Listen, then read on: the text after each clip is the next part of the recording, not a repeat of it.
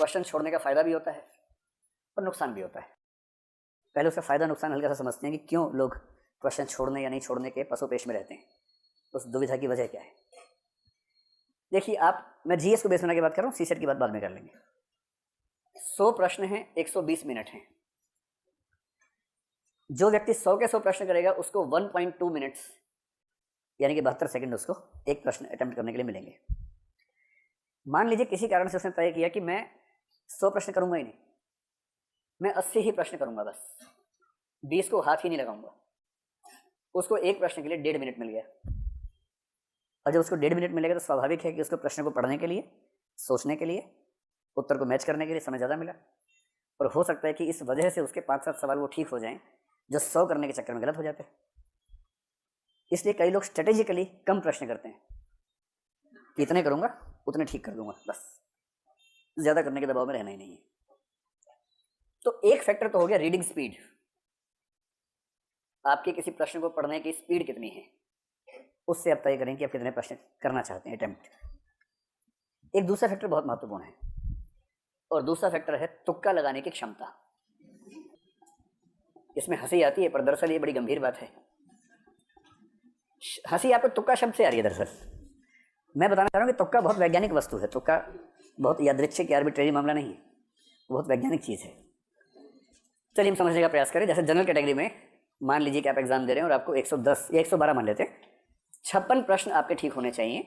आपका स्कोर 112 हुआ और आप प्रीलिम्स में क्वालिफाई हो गए, ठीक है। अब 56 प्रश्न आपके सही हैं, इसका मतलब है नेगेटिव मार्किंग हटाने के बाद इतने सही हैं। जो यूपीएससी का नेगेटिव मार्किंग का तरीका है वो बड़ा ही सिस्टमेटिक तरीका है। नेगेटिव मार्किंग का मेथड संक्षेप में समझ लें, बहुत वैज्ञानिक है। उसका फ़ायदा क्या है, नुकसान क्या है, दोनों बातें स्पष्ट होनी चाहिए। मेरी जनरल सलाह ये है कि तुक्का जम के लगाइएगा परीक्षा में, लेकिन उस सलाह पे आने से पहले वजह समझाना चाह रहा हूँ आपको। और ये सलाह सबको नहीं है, किसको नहीं है ये आपको खुद जज करना है अभी की बात सुनने के बाद। जनरल सलाह यही है। लेकिन नेगेटिव मार्किंग का यूपीएससी का बड़ा सरल सा नियम है कि अगर आपका एक प्रश्न सही हुआ तो उसमें 2 नंबर मिलेंगे, और यदि आपका एक प्रश्न गलत हुआ तो उसमें सही होने पर मिलने वाले अंकों का 1/3 कट जाएगा, तो 2/3 आपका माइनस हो जाएगा। 2/3 का सरल सा मतलब क्या हुआ, कितना हो जाएगा, 0.66 नंबर आपके कट जाएंगे। अब इस तरह से बात समझना मुश्किल लगता है, इसको हम सरल भाषा में समझते हैं। मान लीजिए कि आपने पेपर देखा, उसमें प्रश्न क्रमांक 1, 2, 3 और 4, आपको चारों का अता पता ही नहीं है बिल्कुल भी। आपको ये भी नहीं समझ में आ रहा कि ये वही पेपर जो मैं देने आया था, कोई और पेपर है, समझ नहीं आ रहा है, कुछ भी नहीं पता आपको उसके बारे में। ऐसे 4 प्रश्न हैं। यूपीएससी ये नहीं चाह रही कि तुक्का मारने वालों को नुकसान हो। कहीं कहीं नेगेटिव मार्किंग का पर्पस क्या होता है कि तुक्का लगाने वालों को नुकसान होना चाहिए। यूपीएससी केवल ये चाहती है कि तुक्का लगाने वाले को फायदा ना हो। मैं उम्मीद करूं कि आप दोनों का अंतर समझ पा रहे हैं। तुक्का लगाने वाले को नुकसान हो ये मंशा नहीं है, तुक्का लगाने वाले को फायदा ना हो मंशा ये है। कैसे ये मंशा है, सिंपल प्रोबेबिलिटी है कि चारों प्रश्नों में 4-4 ऑप्शन हैं और आपको एक भी नहीं आता है। आपने पहले प्रश्न में 4 में से रैंडमली कोई भी लगा दिया, सही होने की संभावना कितनी है, 1/4 है। आपने चारों प्रश्नों में तुक्का लगाया, सही होने की संभावना कितनी है, 1/4 है। सिंपल लॉ ऑफ प्रोबेबिलिटी कहता है कि आपका एक ठीक होगा, 3 गलत होंगे। एक ठीक होने से 2 नंबर मिलेगा, 3 गलत होने से 2 नंबर कटेंगे, और इसका मतलब है कि आप 0 के 0 हैं। अगर आपने 4 प्रश्नों में तुक्के लगाए तो स्कोर आपका 0 ही रह जाएगा। इसलिए इन्होंने जो नेगेटिव मार्किंग की कसौटी रखी है कि 3 गलत प्रश्नों पर उतने ही नंबर कटेंगे जितना एक सही होने पर कटते हैं, इसके पीछे का आर्गुमेंट ये है। इससे सरल सा निष्कर्ष है कि तुक्का लगाने से फायदा हो ना हो, नुकसान तो नहीं होता है। एक निष्कर्ष निकलता है ये वाला, तो नुकसान तो हो ही नहीं रहा इससे। अब भगवान करे कि मान लीजिए तुक्का लगा 2 ठीक हो जाए बाई चांस, सोच के देखिए। अगर ऐसा हो जाए, मान लीजिए अगर ऐसा हो जाए, 2 सही होने पर इसको 4 नंबर मिल गए, मिले ना, जबकि 2 गलत होने पर इसका जो कटा है वो केवल 1.33 कटा है। और इसका मतलब ये हुआ कि अब ये बराबर नहीं है, अब इसको 2.67 मार्क्स का शुद्ध लाभ मिला है,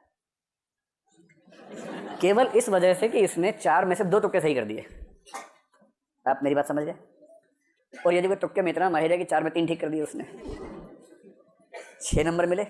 नुकसान कितना का हुआ, केवल 1 गलत, 0.66, 5.34 का उसको शुद्ध लाभ मिला।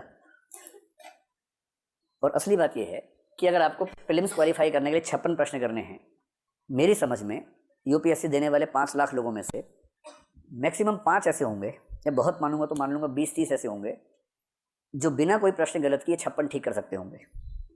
इस एग्ज़ाम की नेचर, मतलब अगर आपने एग्ज़ाम दिया है या कम से कम मॉक टेस्ट ठीक से दिया है तो आप समझ सकते हैं। कोई अगर ये कहता हो कि मैंने 56 प्रश्न किए, 56 के 56 सही किए, बाकी को हाथ ही नहीं लगाया, ये सब हवाई बातें हैं। जितने अच्छे लोग हैं उनमें से अधिकांश 40-45 के बाद टैं बोल जाते हैं। 40-45 तक हो सकता है कि हाँ ये मुझे आता है, ये 3 कथन है, तीनों मुझे आते हैं, ये सही होगा या गलत होगा, एकदम एग्जैक्टली बता देंगे। 40-45 के बाद तो एक गेम चलता है, गेम ऑफ एलिमिनेशन, जिसको हम सीधी भाषा में बोलते हैं तुक्के की प्रतिस्पर्धा।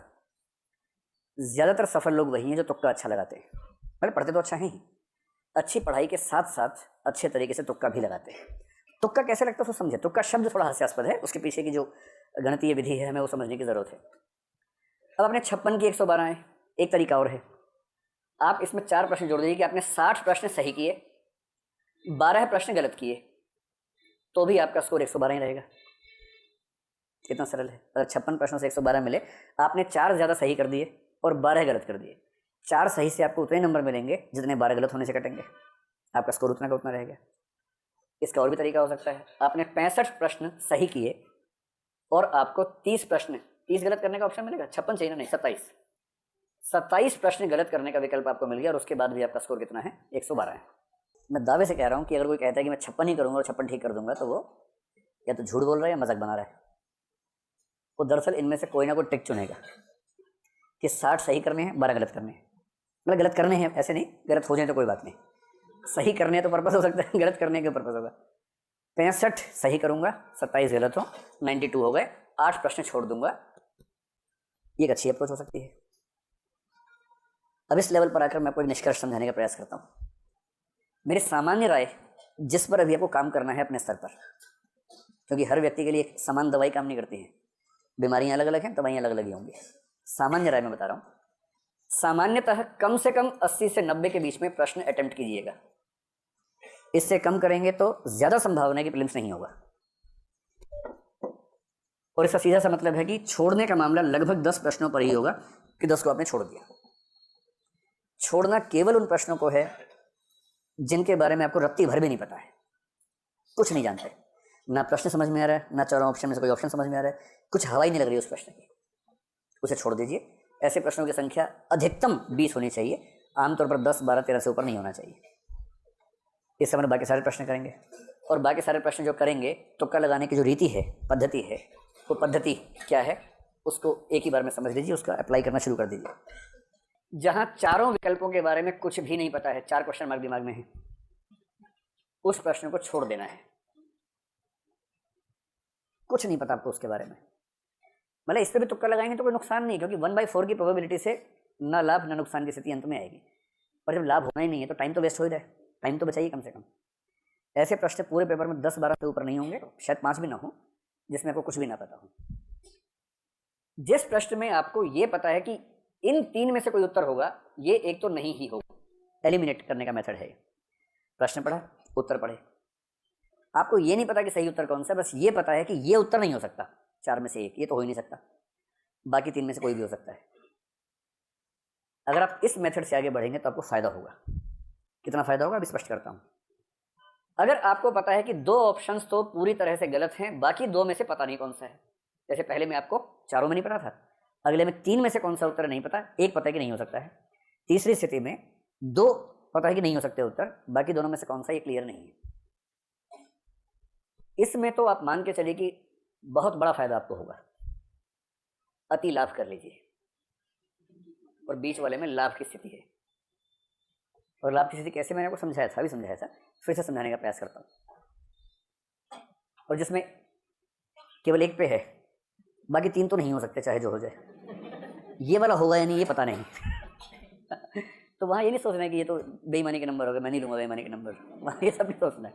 आपको पता है कि 3 उत्तर नहीं हो सकते। जैसे बहुत आसान सवाल पूछ लिया कि कोई एक कि भारत में ये खनिज कहाँ मिलता है, 3 ऑप्शन भारत से बाहर के दे रखे हैं, मतलब ऐसा सवाल नहीं आता है, लेकिन मान लीजिए कि ऐसा सवाल है, आपको उस खनिज के बारे में बिल्कुल नहीं पता कहाँ मिलता है भारत में, और आपको बस ये पता है कोलंबो में नहीं मिल सकता भारत के अंदर, और आपको पता है कि ब्राज़ील में भारत के अंदर नहीं मिल सकता, ऐसी लंदन भारत के अंदर नहीं मिल सकता। अब चौथा जो भी लिखा हो, उसके बाद मुंबई लिखा हो, बड़ोदरा लिखा हो, उससे क्या फ़र्क पड़ना है, शिवकाशी लिखा हो, जब आपको ये पता है कि बाकी 3 ठीक हो ही नहीं सकते, 4 ही ऑप्शन हैं, तो वहाँ तो 100% सही वाली स्थिति है। एक बार जल्दी से इन दोनों को स्टडी कर लीजिए। हम एज्यूम करते हैं कि 12 प्रश्न आपने ऐसे किए और 12 प्रश्न ऐसे किए, ठीक है। तो आप खुद इस फार्मूले का जवाब मुझे देंगे। मान लीजिए 12 प्रश्न ऐसे हैं, हर एक प्रश्न में आपको ये पता है कि ये उत्तर नहीं हो सकता, बाकी 3 में से कोई भी हो सकता है। तो प्रोबेबिलिटी के नियम के हिसाब से आपके उत्तर के सही होने की संभावना 1/4 है या 1/3 है? 1/3 है। और 1/3 का मतलब है कि आप 12 में से 4 सवाल सही कर लेंगे, 8 सवाल गलत करेंगे। क्या मैं आपको ठीक से समझा पा रहा हूँ ये बात? ये मैं इसकी बात कर रहा हूँ सेकंड वाले की। 12 सवाल हैं, हर एक सवाल में आपको एक ऑप्शन के बारे में पता है कि ये नहीं हो सकता है, बचे 3 में तुक्का लगाना है। इस बात की संभावना 1/3 है कि आपका उत्तर सही होगा।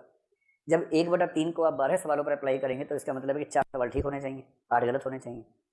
4 ठीक होने से जो आपको अंक मिलेंगे वो होंगे 8, 8 गलत होने से जो आपके अंक कटेंगे वो होंगे 3.33। और इसका सीधा सा मतलब हुआ कि आपको 4.67 अंकों का फायदा यहाँ पर मिल जाएगा। ये है आपका नेट प्रॉफिट 4.67। ये कैलकुलेशंस बहुत मुश्किल तो नहीं है, आसान है, आपको सीसेट का एग्जाम देना ही है। अब इससे एक लेवल और आगे बढ़ जाइए। ये ध्यान रखना 12 प्रश्न ऐसे होंगे तब इतना फायदा होगा, एक में नहीं होगा। क्या सोचिए इतना ही आसान था? बस 12 प्रश्न, हमने कल्पना कर लिया 12 प्रश्नों की। अब इस स्थिति में आप बताइए, जहां आपको 2 में से पक्का पता कि ये 2 आंसर नहीं हो सकते, बाकी 2 में से कोई एक है, आपने फिर 12 प्रश्न किए ऐसे, लॉ ऑफ प्रोबेबिलिटी क्या बोलता है? सही होने की संभावना कितनी है? 50%, 1/2, 0.5। इसका मतलब है कि 6 सवाल सही, 6 सवाल गलत। 6 सही में आपके नंबर कितने आ गए? 12 है। जबकि 6 गलत में कितने नंबर कटे? 4 नंबर कटे। और इसका मतलब 6 गलत का क्या हुआ? 2/3 के हिसाब से करेंगे ना तो 4 नंबर कट जाएंगे। और इसका मतलब ये हुआ कि आपको यहाँ पर 8 अंक का फायदा हो जाएगा। ये सारी कैलकुलेशंस मैं आपको इसलिए बता रहा हूँ, कैलकुलेटेड रिस्क लिए बिना प्रीलिम्स क्वालिफाई नहीं होगा। अंधा रिस्क मत लीजिए।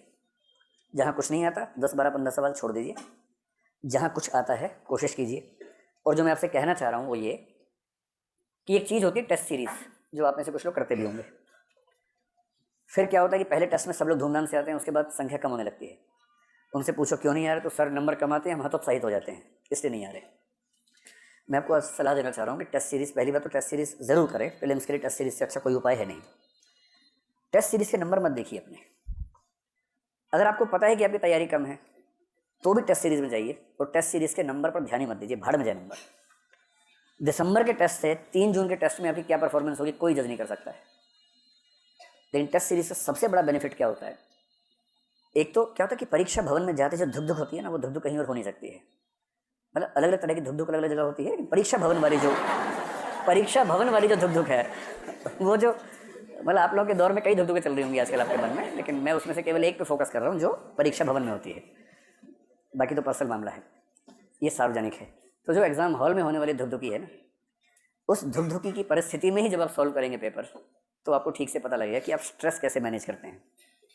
जैसे कई लोग प्रीलिम्स के बाद क्या बोलते हैं कि 3 क्वेश्चन सिली मिस्टेक्स हो गई, सब आता था, वहाँ पता नहीं दिमाग खराब हुआ, गलत कर दिया।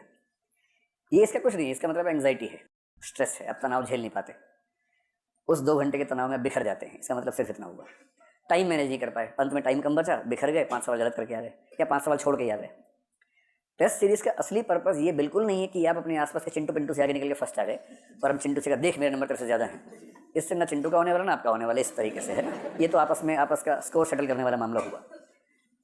टेस्ट सीरीज के नंबर पर ध्यान ही मत दीजिए अपना, इससे कोई मतलब नहीं है इस चीज़ का। टेस्ट सीरीज का अकेला फायदा है एक तो स्ट्रेस मैनेजमेंट। पूरे 100 प्रश्न अटेम्प्ट उतनी ही गंभीरता से कीजिए जितनी गंभीरता से परीक्षा में करेंगे। उस धुक धुक को महसूस कीजिए, उसको कंट्रोल करने का अभ्यास कीजिए। दूसरा टाइम मैनेजमेंट, कि अगर पहले टेस्ट में 80 प्रश्न कर पाया तो अगले में मैं 84 कर पाऊँ, फिर 86, 88 और 100 तक कैसे नहीं पहुँचूंगा 15-20 टेस्ट में। ये और सबसे महत्वपूर्ण तीसरी चीज़ है तुक्का लगाने की क्षमता का विकास, या कम से कम आत्ममूल्यांकन, जिसको हम तुक्का कहते हैं ना, थोड़ा उसको ठीक से समझें। जैसे मैं उन लोगों में हूँ जिनके तुक्के ज़्यादा ठीक हो जाते थे परीक्षा में। ऐसा मेरे के दोस्त बहुत नाराज जाते थे इस बात से कि तेरा तो लक बहुत अच्छा है, तुक्का ठीक हो जाता है, हमारा तुक्का भी ठीक नहीं होता है। दरअसल तुक्का वुक्का कुछ नहीं होता है। तुक्के का मतलब है कि आपकी इंट्यूशन कितनी स्ट्रांग है, और इंट्यूशन हवा में काम नहीं करती है। एग्जाम वाली इंट्यूशन, बाकी इंट्यूशन हवा में काम करती होगी, एग्जाम वाली इंट्यूशन जो है हवा में काम नहीं करती है। क्या होता है कि जैसे प्रश्न आपके सामने आया, 4 विकल्प आपने पढ़े, कॉन्शियस माइंड में आपको बिल्कुल नहीं पता कि आपने ये उत्तर कहीं भी पढ़े हुए हैं, आपको बिल्कुल याद नहीं है। और सामान्यतः आप जो किताब पढ़ते हैं उसमें पढ़ा भी नहीं है आप, इसलिए कोई याद भी नहीं आ रहा है। लेकिन अगर आप अपनी आंखें खोल के रखते हैं जनरली, चल रहे हैं, बातें कर रहे हैं, जिज्ञासा रखते हैं, जानना चाहते हैं, कभी खबरें सुन ली, दोस्तों से डिस्कशन हो गई, हर मुद्दे पर बात करते हैं, कहीं कोई सेमिनार हुआ जाके सुन लिया, ऐसे सुन लिया कि कुछ सीखने को मिलेगा। खाना बनाते हैं, खाना खाते हैं, रेडियो चला लिया, उस समय एनालिसिस चल रहा है, आपने सुन लिया बस उसको, आपको कुछ भी याद नहीं रहेगा उसमें से, पर उसमें से बहुत सारा हिस्सा आपके सबकॉन्शियस माइंड में चला जाता है, जो कॉन्शियसली आपको याद नहीं है पर वो आपके दिमाग में है। और जैसे प्रश्न आया, 4 ऑप्शंस आए, अचानक क्लिक करता कि ये सही होना चाहिए। आप भी नहीं बता सकते कि आपको यही उत्तर क्यों क्लिक कर रहा है, और निकल रहा है ठीक बार बार वही, और दूसरे का भी ठीक नहीं निकल रहा बेचारे का। वो कह रहे कि भगवान का किया धरा है, भगवान का किया धरा नहीं है, इसमें भगवान की कोई भूमिका नहीं है। इसमें भूमिका सिर्फ इस बात की कि आप अपनी नज़रें कितनी खोल के रखते हैं, आंखें खोल के रखें, कान खोल के रखें, ऑब्जर्व करते रहें, चीज़ों को सुनते समझते रहें, बातचीत करते रहें। जितना वेल एक्सपोज्ड आप रहेंगे, जितना ज़्यादा एक्सपोजर लेवल होगा, आपके ऐसे प्रश्न सही होने की संभावना उतनी ही ज़्यादा हो जाएगी जिनके बारे में आप व्याख्या नहीं कर सकते कि ये सवाल क्यों सही हो गया। इसलिए मैं तुक्का कह रहा हूँ, दरअसल वो तुक्का नहीं है, वो इंट्यूशन है, और वो इंट्यूशन लंबे अभ्यास से, लंबे एक्सपोजर लेवल से डेवलप होती है। टेस्ट सीरीज का एक पर्पस ये समझना है कि आपका इंट्यूशन लेवल कितना काम करता है। परीक्षा में 2 घंटे लगाए वो अलग बात है, परीक्षा के बाद 6 घंटे लगाइए उस पेपर पर, और ध्यान से देखिए कि जिन जिन प्रश्नों में 2 आंसर एलिमिनेट किए थे, उन प्रश्नों में से कितने ठीक हो रहे हैं आपके। जिसमें 1 एलिमिनेट हो पाया था, 3 में तुक्का लगाया, उसमें कितने ठीक हो रहे हैं। और आपका अनुपात अगर लॉ ऑफ प्रोबेबिलिटी के बराबर है तो भी आप फायदे में हैं। अगर आपकी इंट्यूशन ज़्यादा स्ट्रांग है तो आपका ये अनुपात उससे बेहतर होगा, और यदि उससे बेहतर है, 4 में से 2 का आइडिया था, 2 का पता था कि नहीं हो सकता, आधे ठीक होने चाहिए, पर आपके 12 में से 6 नहीं, 12 में से 8 ठीक हुए हैं, और ये एक टेस्ट में नहीं हुआ, ये बार बार हो रहा है। इसका मतलब है कि इसके पीछे कुछ चीज़ काम कर रही है, और वो चीज़ वो नहीं है, वो चीज़ इंट्यूशन है आपकी, जो आपने ही डेवलप की है, सोच समझ के डेवलप नहीं की, लेकिन जिस तरह से आपने जीवन जिया डेवलप हो गई है, और उसका फ़ायदा आपको लगातार मिलेगा। इससे टेस्ट सीरीज में नंबर कितने भी कम आए, दूसरों को बताने की जरूरत नहीं, सबको बोलिए कि 90 मार्क्स आए हैं या 150 मार्क्स आए, बात खत्म। ये मत बताओ कि 3 बार के जोड़ के बता रहे हैं, लेकिन बोलिए कि 150 मार्क्स आए। हर एग्जाम के बाद कहिए कि मेरे नंबर कम आए हैं, लेकिन जो चाहिए था वो मिल गया है।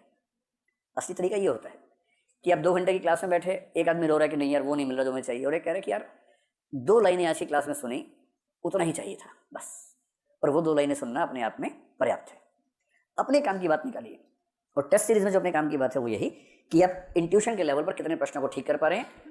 और इसलिए मेरी सलाह आपको ये है कि जितना भी आपने लेवल तय किया अपना, 110, 108, 100, 90 जो भी तय किया है, उस लेवल पर कितने प्रश्न होते हैं वो देख लीजिए। उसके ऊपर कम से कम 20-30